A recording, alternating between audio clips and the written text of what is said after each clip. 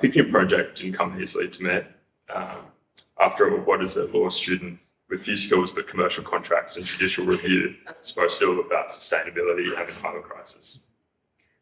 I was so impressed by all the other things that Wattle Fellows were doing, from musical compositions to nature connection walks, and as you've heard already, sustainability conversations and climate resilient gardens. I began with the idea of a photography picture book. Lynn rightfully shut that down pretty quickly, and that's actually the reason she's behind the Wattle there. Correct.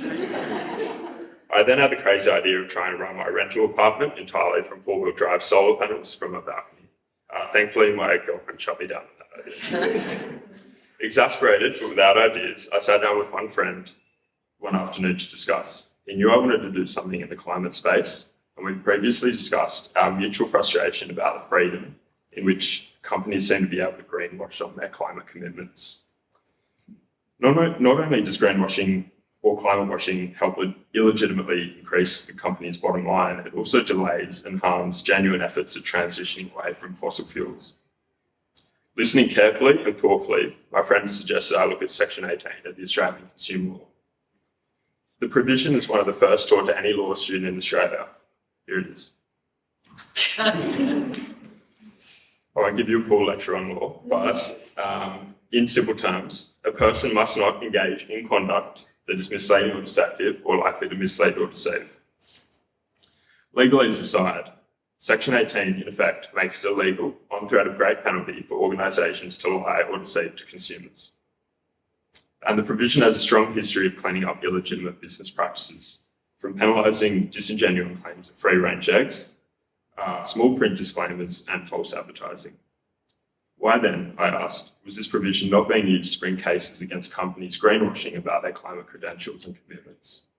Surely carbon neutral and offsetting one's emissions through dodgy carbon offsets is misleading, or surely companies claiming net zero by 2050 cannot be legitimate for a company expanding its gas extraction processes.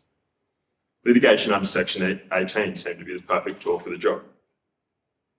So we came up with a pretty simple idea, really. Why don't we just ask consumers what they understand these common climate phrases to mean?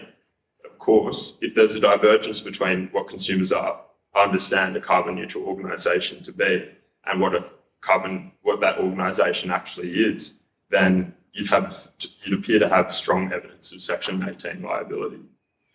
If I could show that the ordinary Australian consumer was under a misapprehension or otherwise confused by these phrases, hopefully it could turn a few heads at the ACCC and other consumer rights entities. My project was starting to take place. The question was, do these climate commitments pass the pub test? So I did my research, I worked out the most common terms used by companies to show off their climate credentials and decided to run a survey on how well Australians understand the phrases net zero, carbon neutral, emissions reduction, and carbon offset. I was almost ready, and then the Australian Institute ran the exact same polling study in November. So I shifted gears slightly. I got the help of a recruitment agency, and I put together some focus groups. Participants were from all over Australia, all levels of education, income, and political affiliation. The aim was to ask similar questions as I had planned originally, but to gather more qualitative data, and this is what I found. Unfortunately, I don't have time today to run through all of the results, but in general, I found that respondents' understanding of common climate change terms made by companies is relatively low. While respondents understood phrases such as emissions reduction or clean energy, they didn't understand carbon neutral, carbon offset, or net zero. Importantly, a key takeaway was that many respondents were unable to differentiate between these terms. And so that brings us to the present.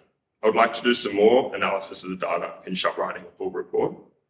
My plan is to send the report to a variety of environmental and consumer protection agencies.